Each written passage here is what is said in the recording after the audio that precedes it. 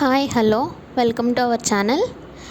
ఒకేసారి ఆవడ అండ్ గారెలు ఎలా చేయాలో చూపిస్తున్నాను.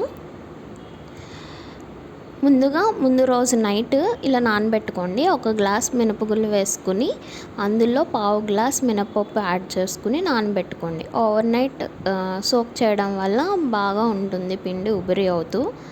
సో నెక్స్ట్ డే మార్నింగ్కి ఇలా ఉంది కదండి, దాన్ని ఇలా మిక్స్ చేసుకోండి. నేనైతే మిక్సర్లోనే మిక్స్ చేసుకుంటున్నాను.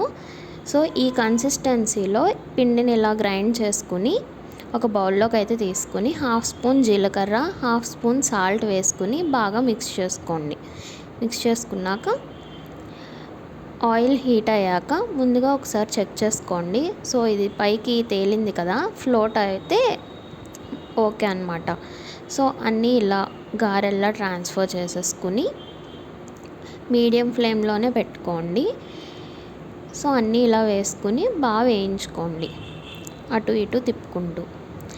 చూసారు కదా, మీరు గారెలు వేసేటప్పుడు చేయిని హ్యాండ్ ఒకసారి తడి చేసుకుంటే గారెలు అంటుకోకుండా స్టిక్ అవ్వకుండా హ్యాండ్కి వెంటనే రిమూవ్ అవుతుందన్నమాట. సో ఈ టిప్ పాటించండి. నేనైతే ఎటువంటి పేపర్ ఏం వాడట్లేదు, జస్ట్ హ్యాండ్తోనే వేస్తున్నాను. నెక్స్ట్ అవి వేగుతూ ఉంటే ఒక బౌల్లోకి ఇలా కర్డ్ తీసుకుని ఈ కన్సిస్టెన్సీలో చిలుక్కోండి. ఇలా అయ్యాక పక్కన పెట్టుకుని ఈ చూసారు కదా గారెలు ఎంత బాగా వచ్చాయో ఉబ్బుతూ.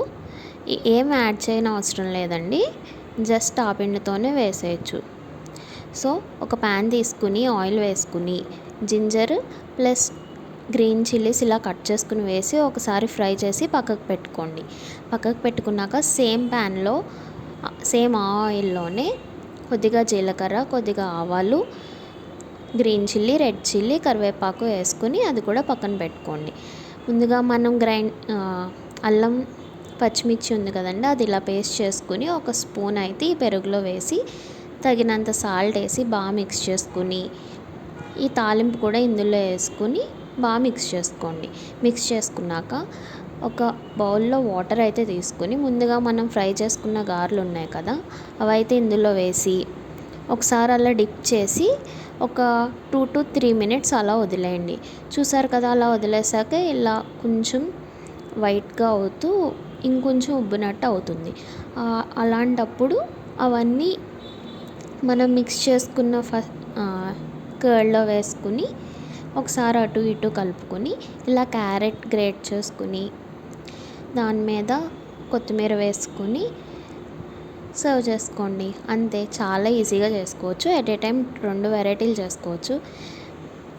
Please like, share and